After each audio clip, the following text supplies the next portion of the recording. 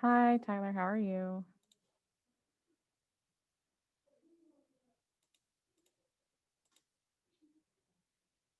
Hello, Emma. What's up? This guy, also, my allergies are killing me. Oh, no. Yeah. Isn't Okay. that just wonderful? Yeah, you sound really stuffed up. Oh, yeah. Hi, Hannah. My Hi, throat hurts like there's Karen. no tomorrow. Oh, no. That doesn't sound fun. Eating spaghetti. Eating sad spaghetti. Hi, Hannah. Hi, Cameron.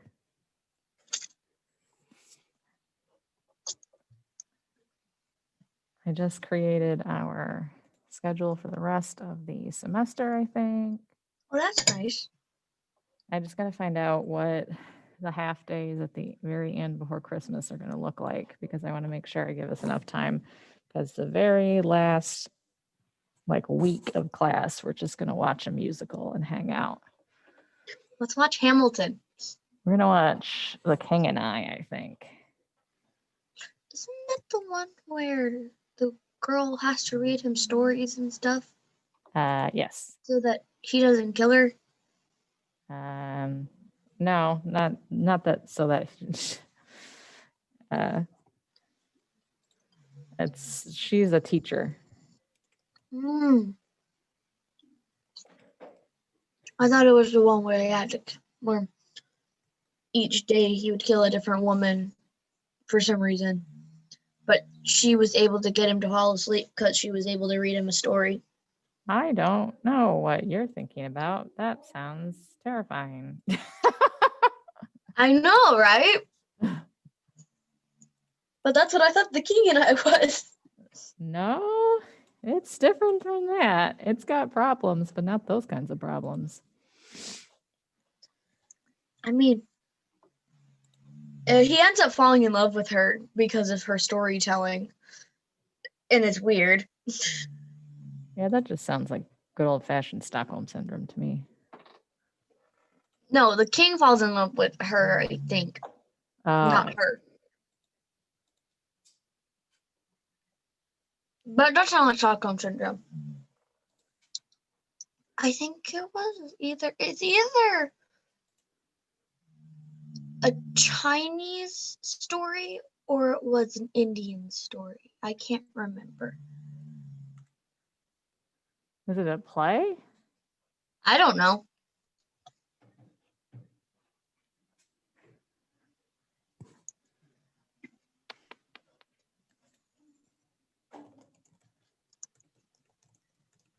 I think they made a movie based off of it.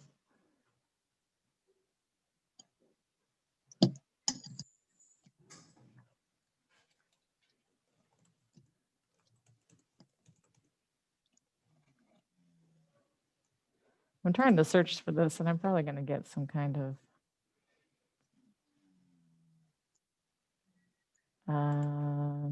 this looks like it could be it.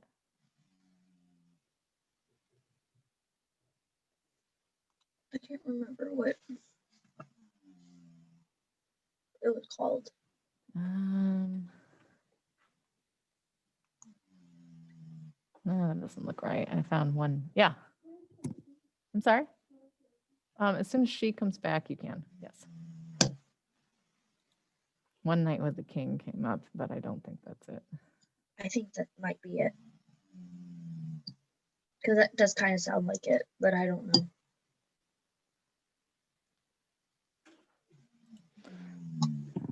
Oh, Giselle, you are welcome. No problem. I know everybody was having a fun time this morning with Schoology not working. Yeah, I accidentally missed my first period class. I think a lot of people missed their first period of class. So, or a lot of it, or I was pretty lucky because today I don't have a first or second period. So, while I was just able to like help other people get their stuff figured out. Yeah. I mean, advisory was no one, but other than that. Yeah. So, do you have a dog, Emma? Who's in the room? Yes. Is he snoring? He's snoring. Yeah. I can hear him. He's very loud. At first, I thought it was a student, and then I was like, no, it's coming through Emma's mic. So it must be a dog. Yes, I am breathing that hard. Yes, my allergies get that bad. Prime. How cute. Yeah.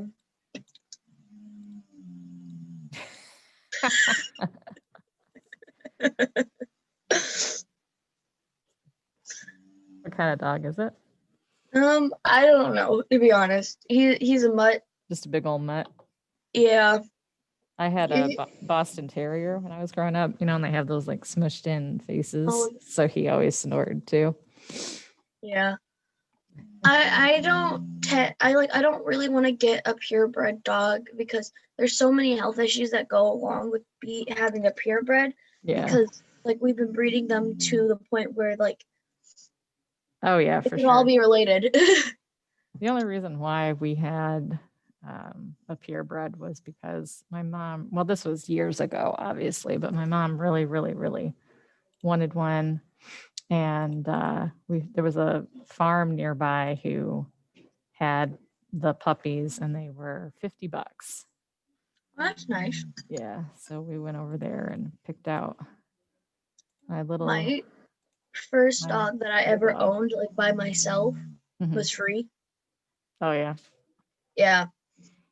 Our neighbor, when I lived in an apartment complex, was like, "Hey, I need to go to college and I can't take care of this dog. Ah. And you are just the sweetest people I know. And I know you would take good care of my dog." Well, that was nice. I mean, it's Yeah. like, at least if like they had to get rid of their dog, at least they knew it was going to like somebody who they trusted. Yeah. So that's good. Well, a few years later, we couldn't take care of the dog anymore because obviously my mom was moving, and the next apartment that we were moving to, we couldn't bring dogs. Yeah. And so we got my mom's best friend, one of her friends, Michael. Uh-huh. He absolutely loved that dog. Every time he came over, he'd be like, "Can I just steal your dog?" So he took the dog. He ended up getting the dog. Well, again, if you have to hand it off, at least you found somebody who really loved it. Oh, yeah. They spoiled Butterball to death. Butterball. He's still alive, though. Like Butterball, that's a good name. Well, they changed his name from Butterball to Thumper because he would always he was kind of like a big giant bunny. I just called him Butterball because I liked Butterball.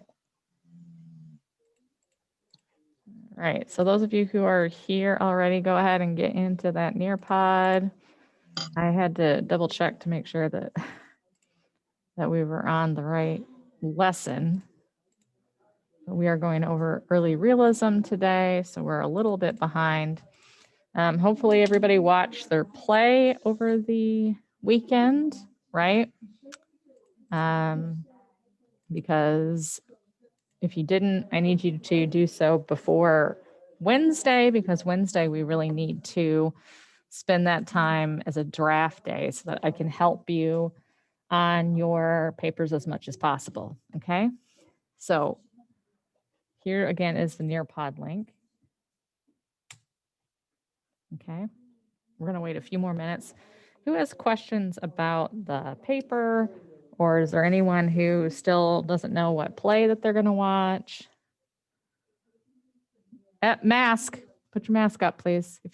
Thank you. As much as I would love to do Hamilton, I should probably do something different. Well, it's up to you. Other than Hamilton. If you've watched Hamilton already and you haven't watched another one, then you should maybe just go with Hamilton, because I want you to be able to bring some notes. Sorry? Do you have a question? Oh, no? Okay.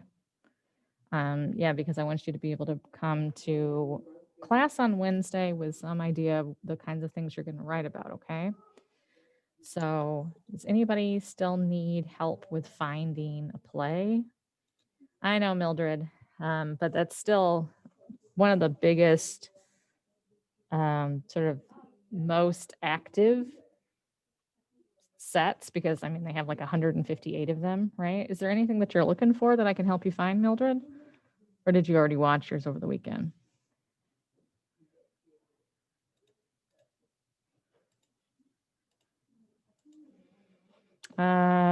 Did that link not work? I thought it worked for some reason.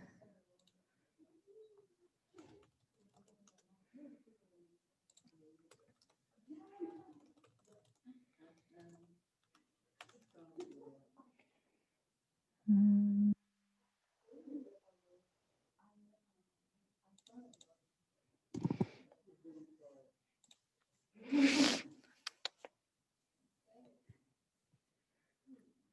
I thought that one worked, but maybe I imagined it. Of course, some of them work, for a time and then they stop working.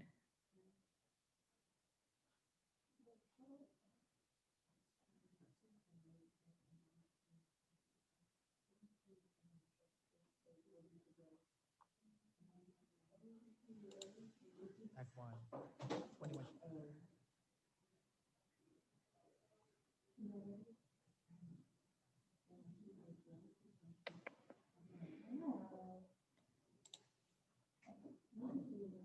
Yeah, that one's been blocked.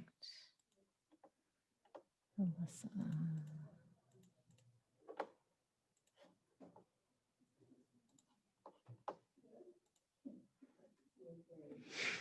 I don't know if I can find that one. I'll keep looking, Mildred, but you might have to maybe go with, I know the Matilda one works. I know the Frozen one works. I think the Charlie and the Chocolate Factory one works. Let me check.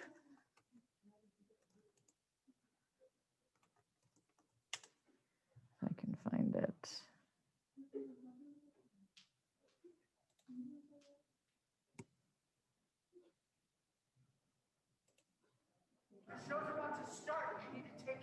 Okay, Mildred, I'm gonna send you this. It's in parts. It's not one whole thing, but this does appear to work. So I think you should be able to watch most of it through that link I just sent you.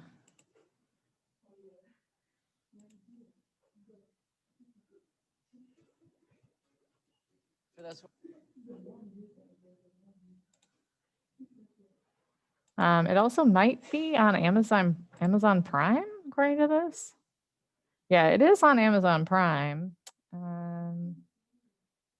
But it looks like you can't rent it. It's only $9.99 to purchase it.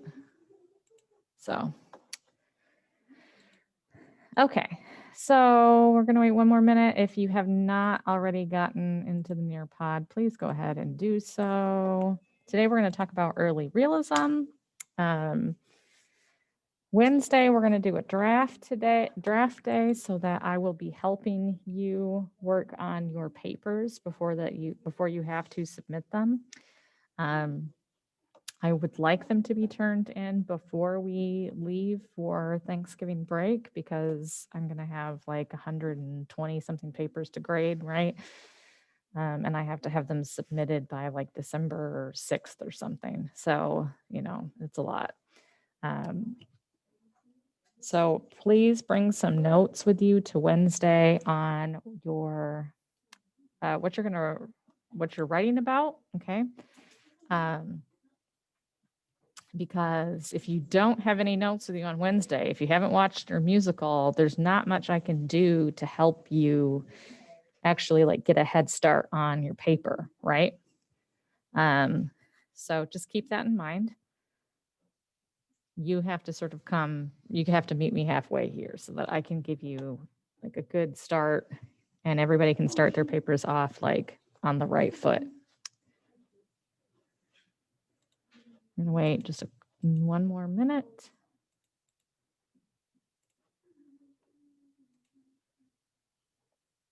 We got a couple people coming in here. So any questions on the paper? Anything else that I can answer for you?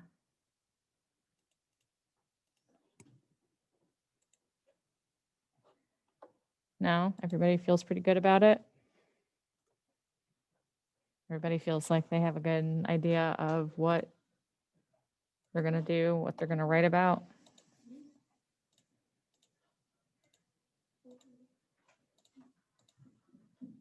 Yes, no? Anything? Bueller?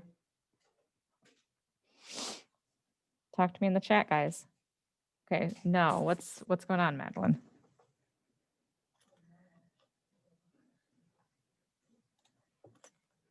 What's your question? What's your concern? Oh, you don't have any questions, you meant. I see. Okay. All right. Okay. All right. So if you come up with any, I need you to send them to me sooner rather than later because, again, I need you to really come prepared on Wednesday to start writing a draft. Okay. All right. So we've got almost everybody in the Nearpod, it looks like. Who are we missing? Ahmed, I don't see you in the Nearpod. I'm going to post the link again. Got Emma. Are you going to present today? No, you're not presenting today. What are you talking about?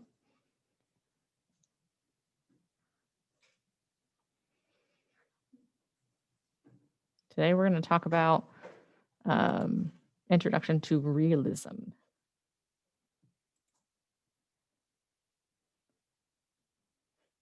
Giselle, Hannah, Jada. I don't see Jada. Are you in the Nearpod? Cameron, Laura, Madeline, Mildred, Theory, Tyler, Victor, Sinette. Okay. All right. So let's go ahead and get started. Are you talking about the projects? Because I was your audience for the projects. Okay. Speaking of which, if you're going to revise your project again, do those sooner rather than later.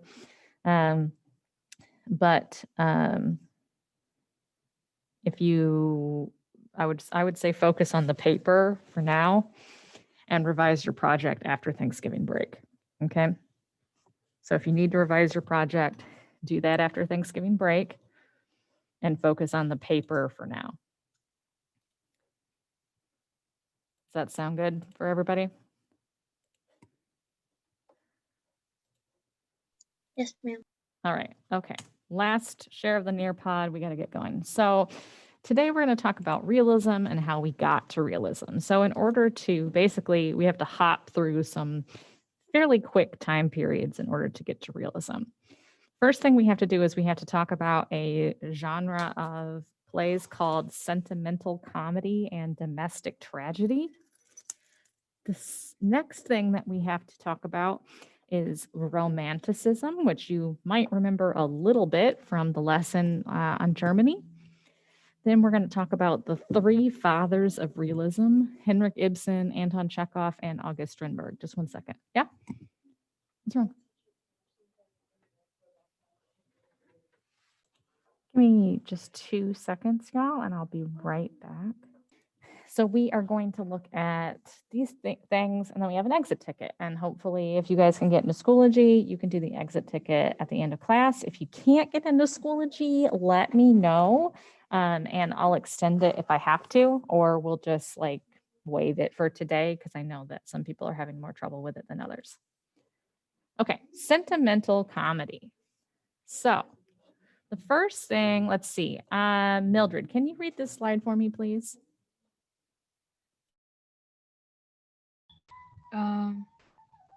Sentimental comedy, not written to make the audience laugh, but rather to make them cry, based on philosophy that said that man was inherently Yep.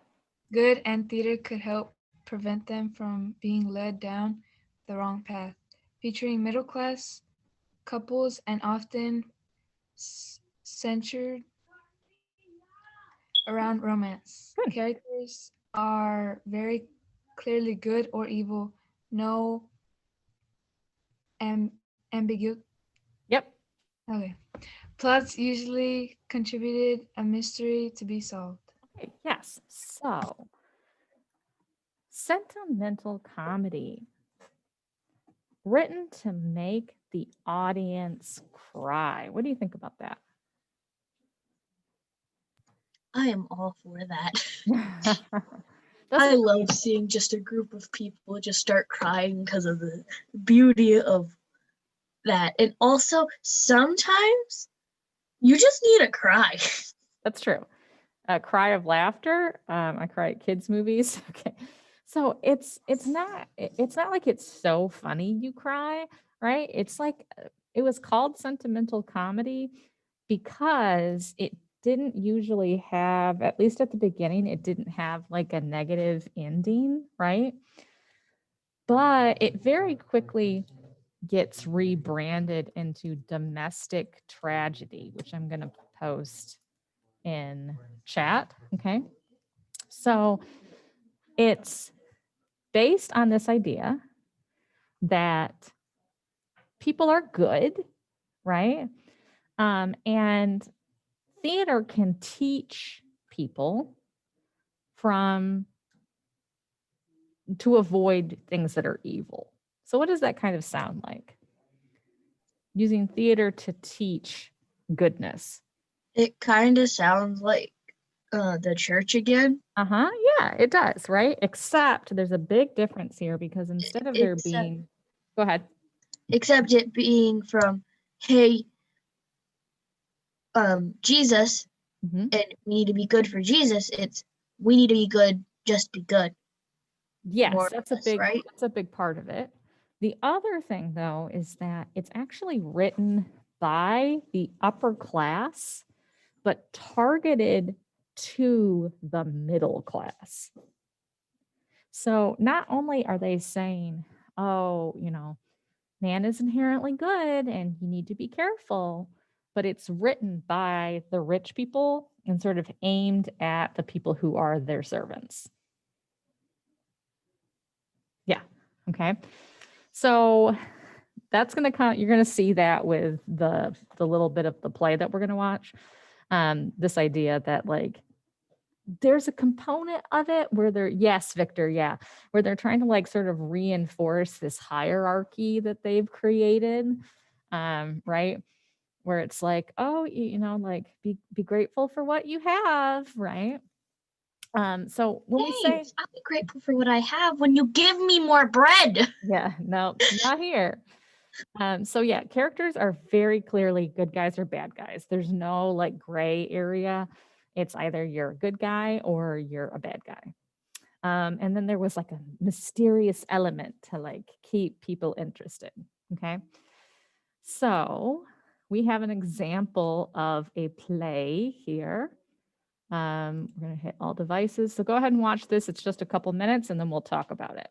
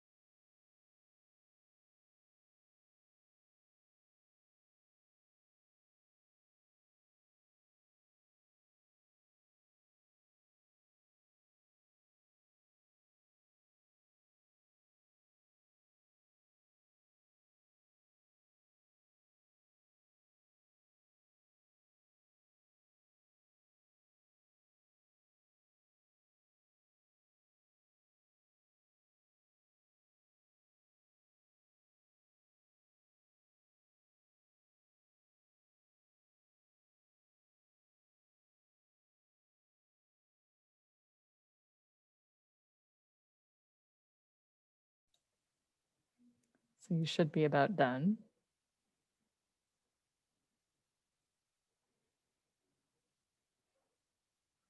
So when you're finished, let me know. Let me know what you think.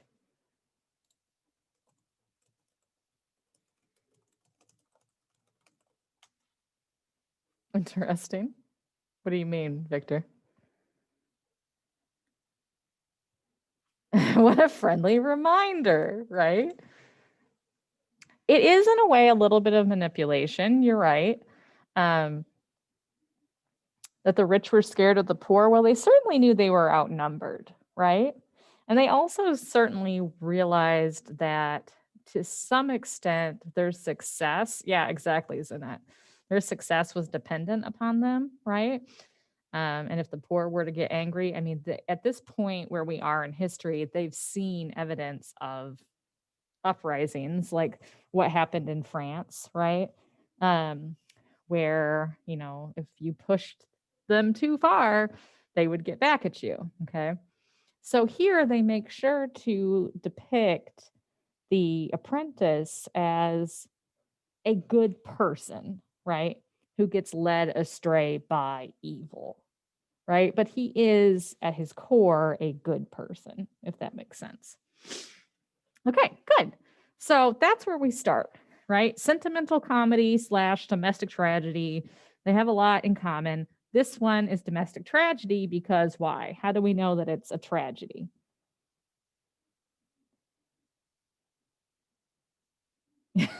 Isn't it? Very succinct. Dead, very dead. Yes, because the protagonist dies, right? He has a flaw, and he dies for death and more death. Yeah, a couple people die, right? Three people. Yeah. Okay, good. So this goes on for a while. I mean, they said that the London Merchant, it was a tradition for a century to send your apprentice, right? But you have to remember also at the time we had these neoclassical rules. So somebody remind me, what were the 3 like most important rules of neoclassicism?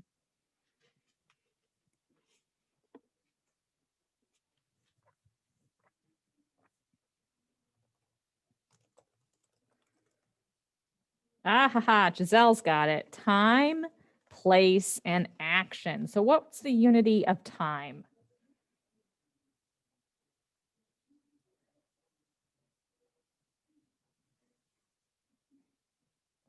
Has to take place in one day. Okay, good. Thank you, Emma. All during the same day. Thank you, Tyler. What about the unity of place?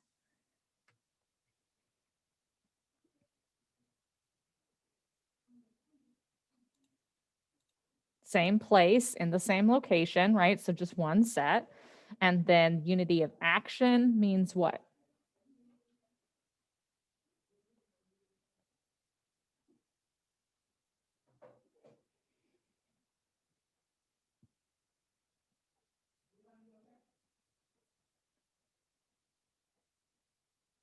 What's the unity of action? What do you mean same service? Ways.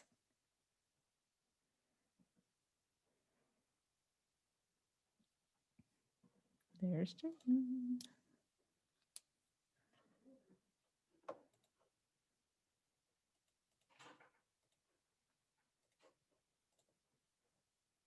Come on, guys. Unity of action. What's the unity of action?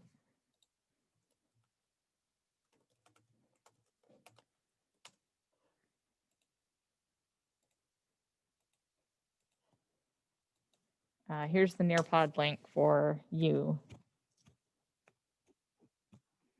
Okay, so unity of action, neoclassicism also took place in Greek tragedy and to some extent Roman.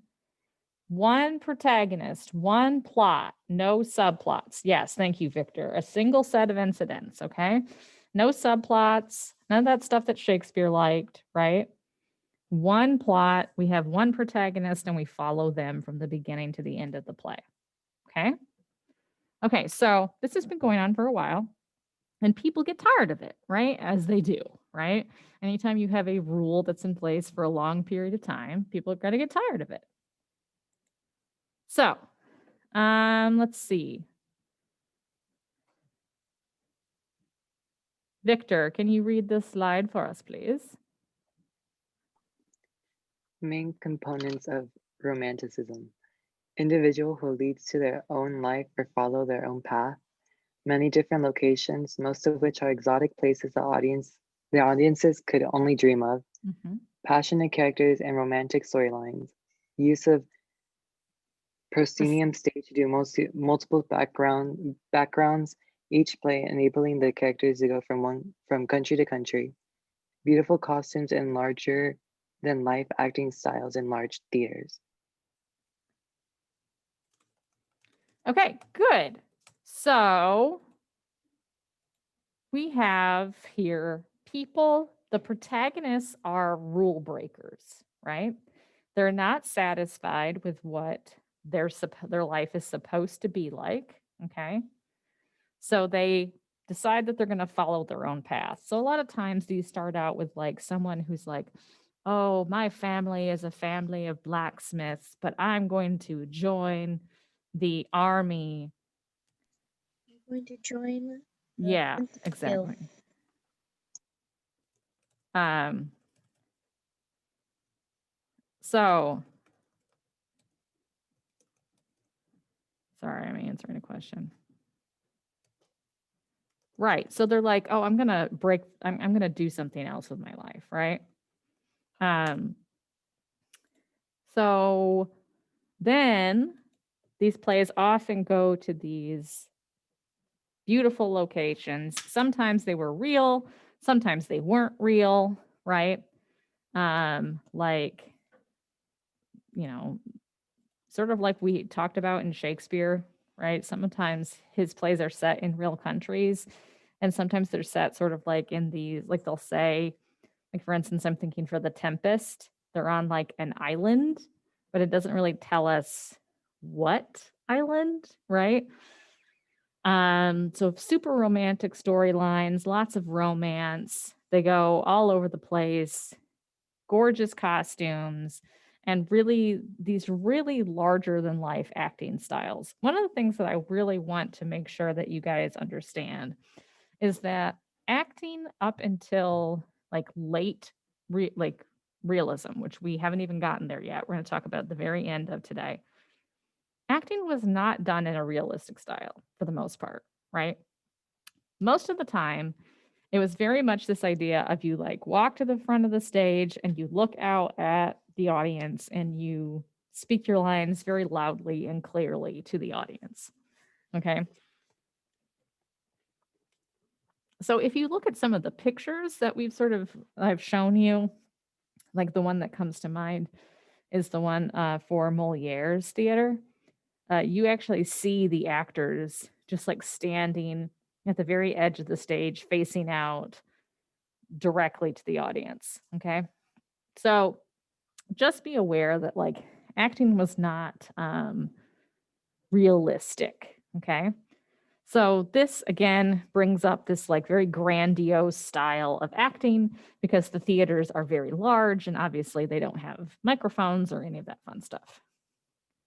Any questions about romanticism? I do have one question just in general about theater. Yes. Did it kind of follow the same like timeline of events like music did? Because did like the romantic era of music happen as romanticism in like England started to pop up? Yes.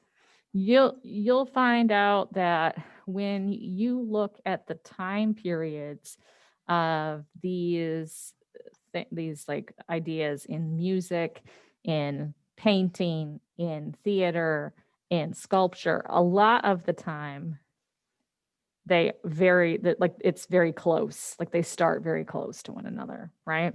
Okay. Now for a long period of time, like for instance, the Baroque period comes to mind. England was always kind of behind the rest of the continent, right? Because of sheerly for the fact that they were an island or they are an island, right? And then you also like occasionally have a country like we talked about Germany, right, that does its own thing for a long time, or Spain that does its own thing for a long time. So you might have like one country that's sort of isolated for one reason or another, usually by either geographically like isolated or religiously isolated or both. But yes, you do see a lot of overlap. Good question. Okay. So when you guys do art next semester, you'll see some of these themes come up again and again and again. Okay, so Romanticism is popular for a while, right? I mean, and Romanticism is still popular to this day. Okay, let's go back one. Look at these 5 components of Romanticism. Can you think of anything that is in modern media that has at least 3 of these elements in it? An individual who wants to lead their own life, different locations, passionate romantic characters, really gorgeous outfits. Romeo and Juliet, yeah, that's a good example, right? Shakespeare was sort of writing Romanticism ahead of his time, for sure. What else? The Princess Bride. Yeah. It's so beautiful. Yeah, that's a good one for sure. Yeah. In fact, a lot of Disney movies in general. What else? Rapunzel. Yep. Giselle explains Gen Z almost, to be honest. That's funny. I like that. The whole sort of fantasy genre of books and movies. I'm thinking like Lord of the Rings, right? A lot of this is in there too, right? So this is something that still exists to this day. It's just, it might be a little bit altered, but even in theater, you still have people writing plays that are like they fall under romanticism. They just maybe don't have this like idea of like larger than life acting styles, right? But this is still incredibly popular, right? It's escapism. You get to like not think about, like problems that are happening today. You get to think about something else, right? Okay, good. All right, so then we get to realism, bringing real issues to the stage. So we're going to start with the 3 people, the 3 playwrights. Yeah, Emma, that's good. Most movies with their romantic subplots. Very true. 3 playwrights who are generally associated with the beginning of realism in theater. The first one is named Henrik Ibsen, and that is why my cat's name is Henrik. I was actually working on an Ibsen play when I found Henrik, so I named him after Henrik Ibsen. Okay. Jada, can you read this slide for us, please?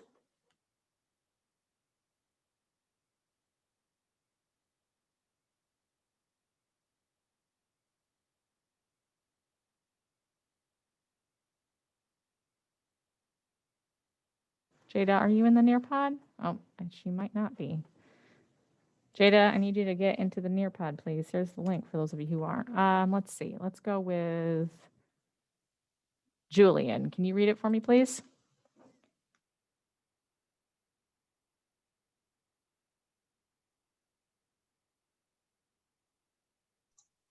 Do I read the 3 points? Yep.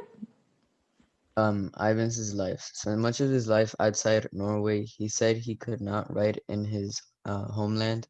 Started writing plays about people in trouble. This was shocking, contained plot lines that people did not normally talk about openly. Good, excellent. So yes, so the thing that Ibsen does first is that he is from Norway, but he leaves Norway a lot. Like he goes back for like visits, but he says that he like can only really write about Norwegian like people when he is not actually in his homeland. It's almost like it gives him writer's block, right? So when I say that he starts writing about people in trouble, what I mean is that a lot of his plays are about marriage problems, right? Or problems that everybody sort of knew was going on, but didn't talk about openly. So by that, I'm talking about things like alcoholism or depression or people who are in unhappy marriages, divorce, people who are nearing the end of their lives, right? So these are all topics that like everybody is aware of, right? But people generally avoided just like discussing those point blank. Okay. So he does, right? Like infidelity, all that stuff, right?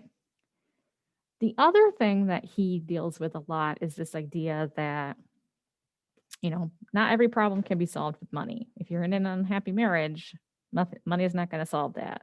If you're super depressed, like money's not going to solve that. If you're an alcoholic, right? So you see that, you know, he wants to talk about these things like very, like in a very straightforward manner. Any questions about that?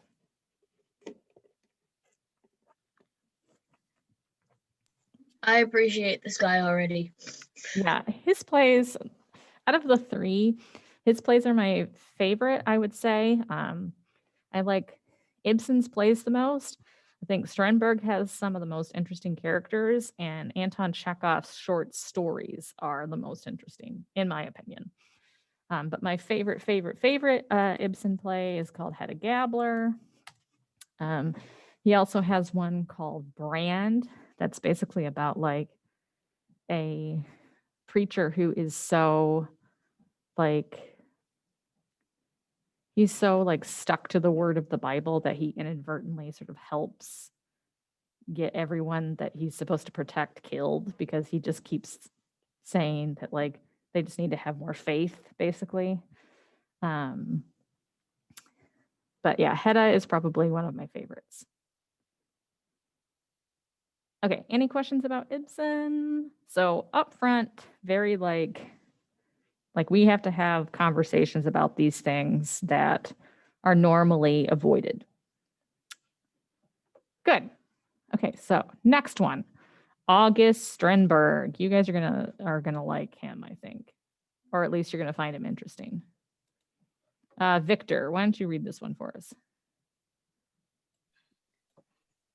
Strindberg's life. Born in Sweden, have had bouts of extreme paranoia, probably from all the lead poisoning.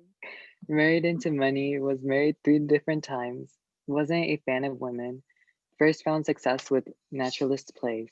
Yes. Okay. So how did Strindberg get lead poisoning? Well, he probably also had some mental illness, but Strindberg was an alchemist. Has anybody ever heard of that before? I'll put it in the chat. Let's try turning lead into gold, okay, guys? Let's do it. Yeah. Okay. Yeah. So Strindberg thought, as did many people, that you could turn sulfur or lead into gold. And he was very serious about this endeavor. He spent a lot of money on this endeavor, and he definitely gave himself a very severe case of lead poisoning, which definitely did not help all of the problems that he had mentally, right? So he had all these bouts of extreme paranoia. He would like one, he like wrote his wife who like had just had a baby this like long letter, and like the letters are published, where he like accused her of cheating on him with the nanny and like all sorts of stuff, right? So he was very paranoid. He kind of hated women. He got, like I said, he got married 3 times. each time to like a woman who had more money, but he usually didn't live with them for very long. He had his own apartment where he did all of his like alchemist um, like studies. And so a lot of the female characters in his plays are written for the purpose of exposing women as evil, essentially. That sounds like such like why would you get married if you hate women? It's because he needed money. That's really what it was, right? Because if you're trying to turn, like if you're spending all this money on like turning sulfur into gold, like he had to buy equipment, right? So he needed the money is really what it was. Um, This man's so crazy. his stuff is really interesting. Um, like reading it is fun, right? You just have to like take it with a grain of salt, obviously. So Obviously, he was going crazy. yeah. So theater should be he believed or he says that theater should be a mirror to life so people can recognize themselves in what they're seeing. He wanted to use early psychology, which at this point is pretty much dominated by Sigmund Freud, to examine his characters. And he also said that female characters should represent the evilness of women. So, a good time. Oh my god. The poor women in the like in the studio who are like, honey, I never did this to you. Why do you keep watching the same play over and over again? Yeah, he's an interesting character. His letters are really entertaining though. Like it he's a he's a good like character to study if you ever have to like write about like a person or an author and their life, like he's a good one to pick. Um so Ibsen and Strindberg know each other and they hate each other. And so they like fight back and forth. They have this huge rivalry. At one point, Ibsen has a portrait of Strindberg painted and he puts it like above his desk in his office. And he says that he does that so that he can look into the face of insanity every day. Like that's a direct quote. So they hate each other. Don't like Strindberg also accuses Ibsen of writing him into Ibsen's plays. Meanwhile, over in Russia, minding his own business is Anton Chekhov. So, Chekhov is a Russian writer. He has basically nothing to do with the other two that are going on. And he's living his own life over here in Russia. And we're going to watch a little 6-minute video about his life in Russia. Sometimes waiting. Was Chekhov the one who wrote the Nutcracker? No, that's Tchaikovsky. Chekhov's. Born in 1860, his paternal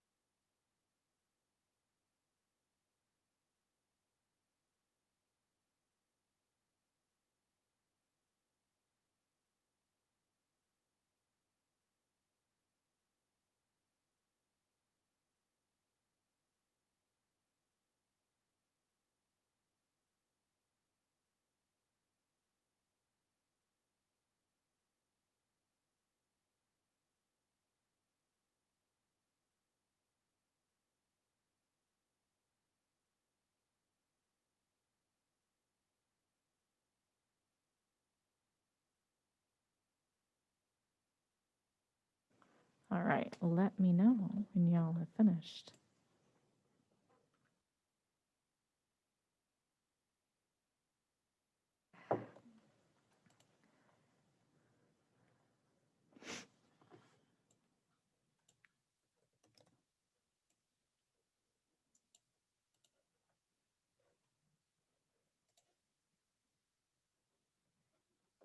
All right, great, wonderful.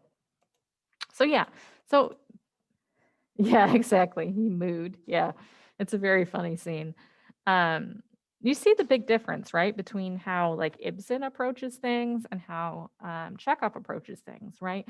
Ibsen really in a lot of his plays, it's very like to the point where it's like they name these problems out loud.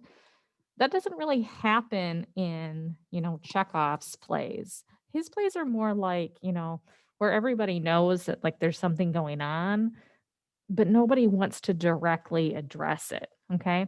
So different approaches to realism, um, different sort of like thoughts about real life. The most important thing is that these plays are staged in contemporary cities and contemporary times. So the people who were alive and going to see these plays, they would theoretically know exactly what like these people should look like and sound like and what the place where they're at might look like, which is different, right? It's not these exotic locations anymore. Um, it's it's modern day Russia, it's modern day Norway. It's like you would know what maybe these people looked and sound like and were really like. Okay, and that's a big change. Any questions about how we get to this place? So neoclassicism is pretty much gone, right? We're not staying in one location anymore. Now, some of these plays do take place primarily in one location. Off the top of my head, Hedda Gabler, for the most part, takes place in the living room of their house. What's another one that primarily takes place? Oh, Miss Julie primarily takes place in the kitchen of of Miss Julie's home. Okay. But the rest of it is pretty much out the window, right? Questions, concerns, anything that I can clarify for anyone?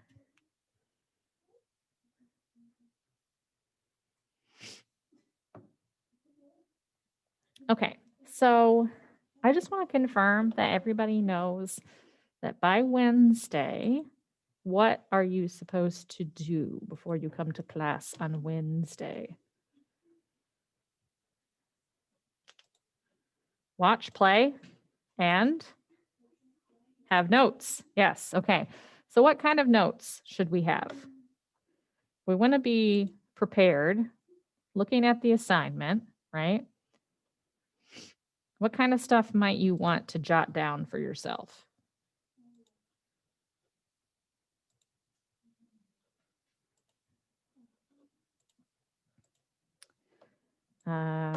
Okay. The timeline, maybe, the people. Okay. What else? Maybe the what type of performance it is, right? Which most of you, it's going to be a musical. Some of you might want to say even it's a musical comedy. Okay.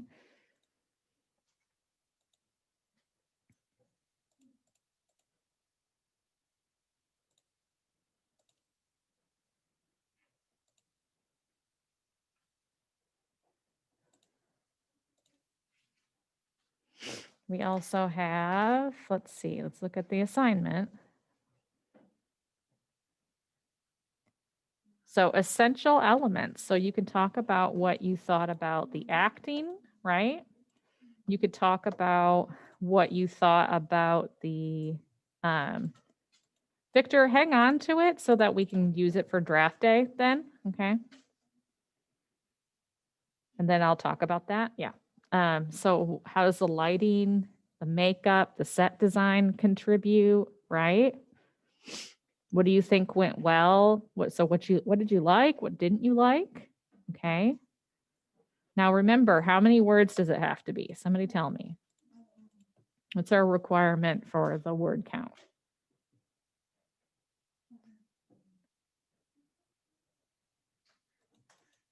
Yep, Victor, yep, 600 to 850, okay? But yeah, 850 is the max, okay? 600 is the minimum, and you have to use and cite a source if needed.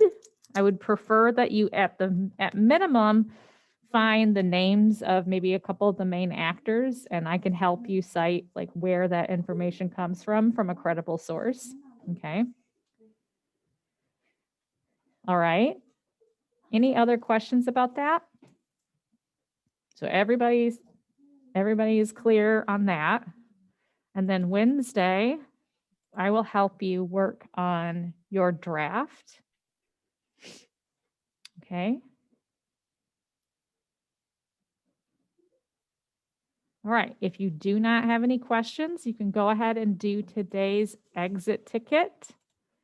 And the other thing I would like you to do, if you have a second, there is the whole assignments in Schoology, Waze. Whole thing is in Schoology. It's been there for over a week. So go ahead and do your exit ticket and fill out this little poll for me. Yeah, if you need more information, it's right at the top of class content. It says musical theater paper due 11/20. So all that info is in there.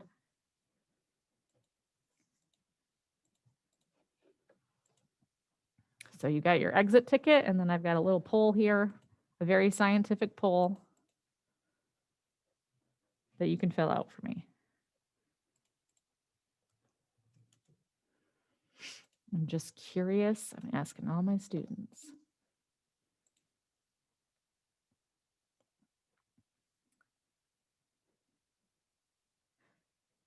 Oh, that isn't the right link, is it? Let me get you the actual link to the poll.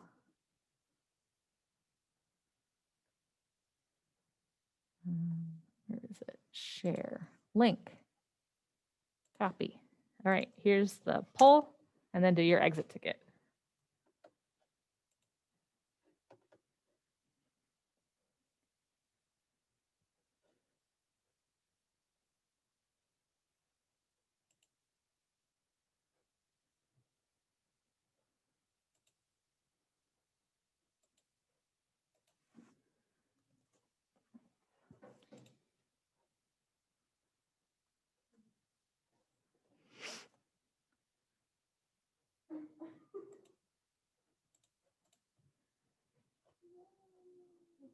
If you don't see the information in Schoology, please let me know, because we've talked about this a couple of times. So everybody should be ready to do this paper. Yes, ma'am. That's fine. Then you can just answer the bottom one, Alyssa. No big deal. So my Moliere PowerPoint, Uh-huh. I'm going to turn that in sometime today. So I'm warning you that it's gonna. That it's arriving? Yeah. Okay. All right. Thank you. You're welcome.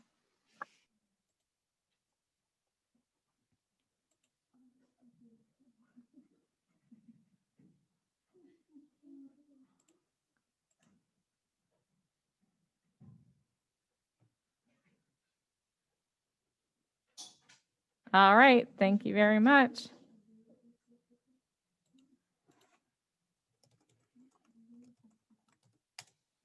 Thank you, Hannah. Once you're done with your exit ticket, you're good.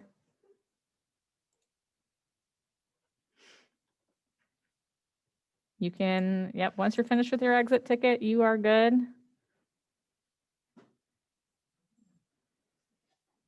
Check your notes, wait for the answer.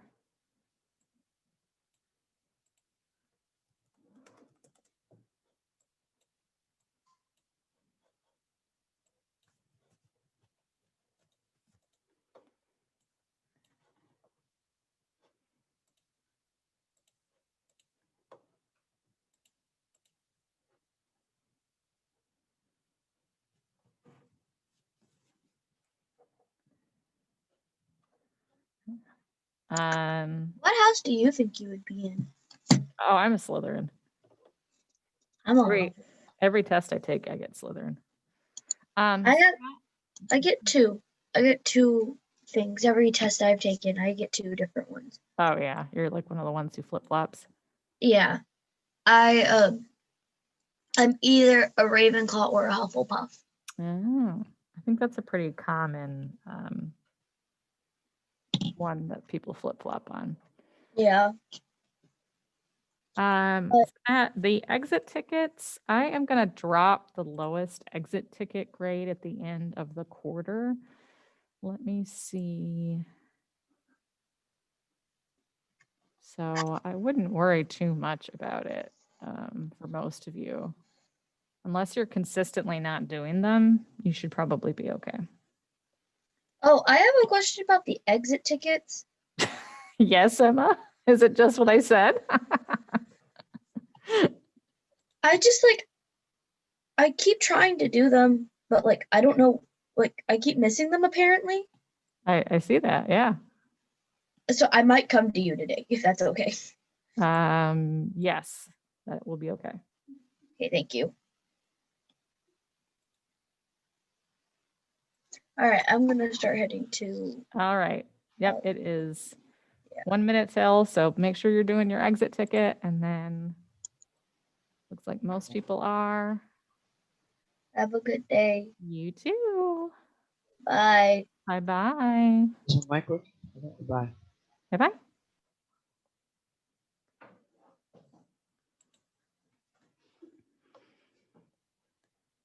You too, Gisela. Bye.